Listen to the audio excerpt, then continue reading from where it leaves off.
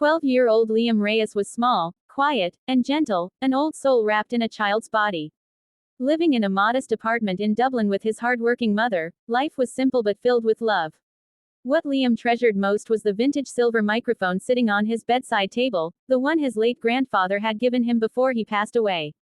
That microphone wasn't just an object, it was a memory, a voice, a bridge to the man who raised him with warmth, stories, and Elvis Presley songs. Every night after school, Liam would sit by the window, look at the cloudy Irish sky, and practice Elvis classics, songs his grandfather used to hum while cooking rice or fixing his small radio.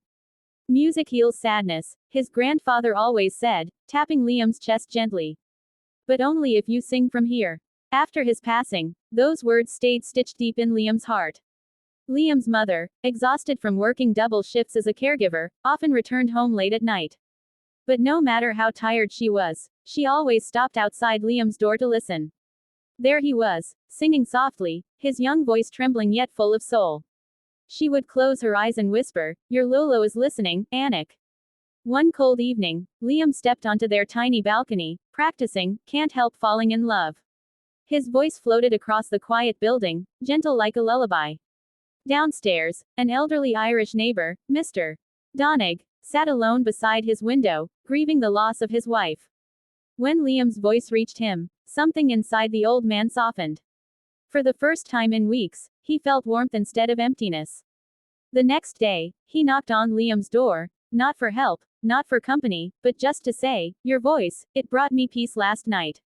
Liam had no idea his kindness had already begun healing hearts. The morning of the audition felt colder than any day Liam could remember. Maybe it wasn't the weather, maybe it was the nerves twisting quietly inside his chest. He stood in front of the mirror, trying to flatten his shirt collar, but his fingers wouldn't stop trembling. His mother gently took over, smoothing the wrinkles with her warm hands. She knelt to Liam's height and whispered, "Anik, today is not about winning. It's about singing for your Lolo. Sing like he's right beside you." Liam nodded, swallowing the lump in his throat. Before they left, he slipped his grandfather's old microphone into his pocket, not to perform with it, but to feel his presence close.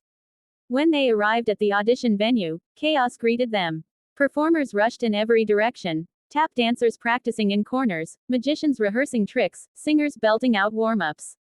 But in the middle of the loud, buzzing hallway stood Liam, quiet and still, clutching his small backpack with the hidden microphone inside. As he waited, he looked around nervously. Everyone seemed taller, louder, more confident. For a moment, doubt crept in. Maybe he was too small. Maybe he didn't belong here. Then he saw something that made his heart soften. Among the audience seats, bundled in a thick coat and scarf, sat Mr. Donnig. The elderly man had come early, saving the perfect view just to support him. When their eyes met, Mr. Donnig gave a slow, shaky thumbs up accompanied by the warmest smile. Liam felt courage bloom inside his chest. Suddenly, a crew member called his name. "Liam Reyes, you're next." His breath caught. The stage doors opened, revealing blinding lights and the famous judges' table. Simon Cowell lifted his eyes, studying him with a sharp, unreadable expression. Liam took one deep breath, placed his hand over the microphone in his pocket, and stepped onto the stage, ready to give everything he had. As Liam stepped into the spotlight, the vastness of the stage swallowed him. His small frame looked fragile under the glowing blue lights, but inside his pocket, his fingers curled tightly around his grandfather's old microphone. It grounded him. It reminded him why he was here. The music began, soft piano notes echoing through the silent theater. Liam closed his eyes, letting the first breath fill his lungs. Then, gently, he released the first note. It was delicate, almost trembling, but it carried a sincerity that immediately caught the room's attention.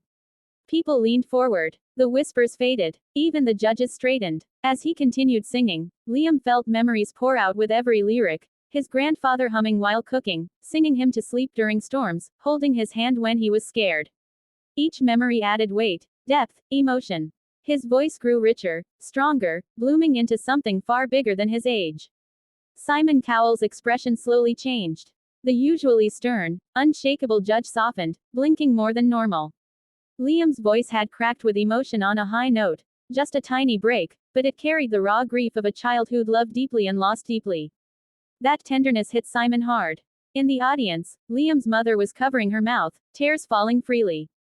Beside her, Mr. Donag's eyes glistened, his hands clasped tightly in front of him as if holding on to the moment. When Liam opened his eyes near the final chorus, he found strength he didn't know he had. His voice soared, clear, soulful, breathtaking. The last note lingered in the air like a prayer. And then silence. A silence so deep, it felt sacred. He had poured his heart out, and for a long, fragile moment, the entire room forgot how to breathe. For a few seconds after Liam's final note faded, the theater felt frozen in time. No one moved. No one breathed. The silence wrapped around him like a fragile bubble, and for a terrifying moment, Liam wondered if he had failed. His small hands trembled at his sides, and he lowered his gaze, afraid to see disappointment on the judges' faces. Then, one clap. Sharp, loud, echoing. Another. And another. Within a heartbeat, the entire audience surged to their feet. The applause exploded like thunder, waves of cheers rolling through the room. People were shouting, wiping tears, holding their hearts. Liam lifted his head slowly, eyes wide in disbelief. The judges were standing too. Simon Cowell remained seated at first, staring at Liam with an expression the world rarely saw on his face, pure, vulnerable emotion. His lips parted slightly, and he exhaled shakily. His eyes glistened with unhidden tears. Finally, he raised a hand and wiped one away with his thumb, shaking his head as if unable to process what he had just witnessed. That, Simon whispered, his voice breaking, was one of the purest performances I've ever heard. Liam's mother was already crying uncontrollably, both hands pressed over her mouth. Mr. Donag clapped until his hands shook, his old eyes filling with pride that radiated all the way to the stage. Then Simon stood up. He didn't say another word.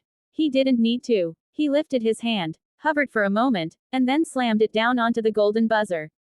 A burst of gold erupted from above, raining down on Liam like a shower of stars. The crowd screamed louder. Liam gasped, dropping to his knees as tears spilled down his cheeks.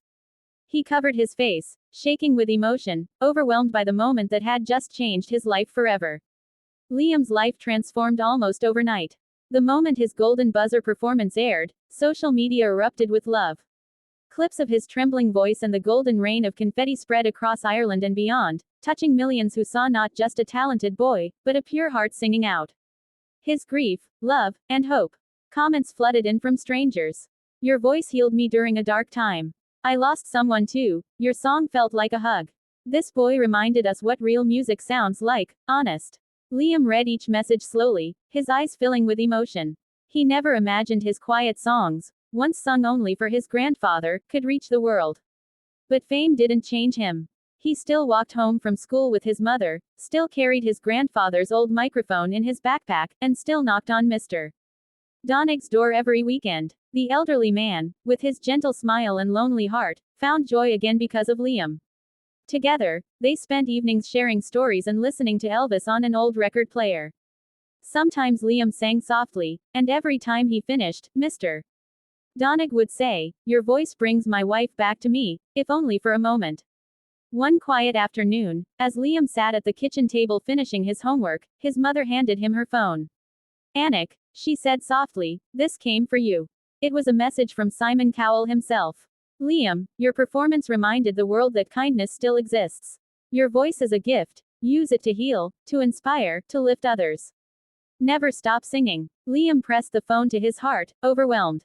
He looked at his mother, her eyes shining with pride, and smiled through tears. He wasn't just singing anymore. He was making people feel less alone. And in doing so, Liam finally understood. The world needed his voice as much as he needed his dream.